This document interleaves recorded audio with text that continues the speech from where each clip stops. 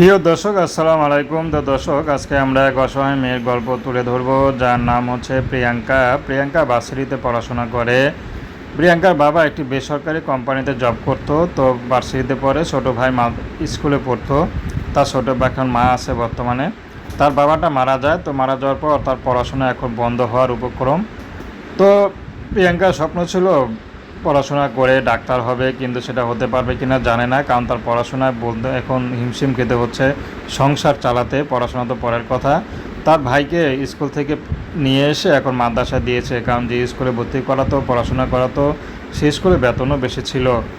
তো এখন প্রিয়াঙ্কা ইউটিউবে এসেছে, যদি কোনো ভাই তার পাশে দাঁড়ায়, ব্যাক সাপোর্ট হয়ে দাঁড়ায়, সে যদি বুড়ো বিবাহিত হয়, প্রিয়াঙ্কা তাকে যদি সে বিয়েও করতে চায়, প্রিয়াঙ্কা বিয়ে শাদী করতে রাজি আছে। প্রিয়াঙ্কাকে যদি কেউ তার স্বপ্ন পূরণে এগিয়ে নিয়ে যায়, ব্যাক সাপোর্টের পাশে দাঁড়ায়, প্রিয়াঙ্কা তাকে কখনো ভুলবে না। তো দর্শক, এই ছিল প্রিয়াঙ্কার জীবনের সংক্ষিপ্ত জীবন কাহিনী। তো প্রেম, ভালোবাসা, বিয়ে শাদী করা একান্ত আপনাদের ব্যক্তিগত ব্যাপার। আসুন আমরা ৫ ওয়াক্ত নামাজ পড়ি, দেশের সেবা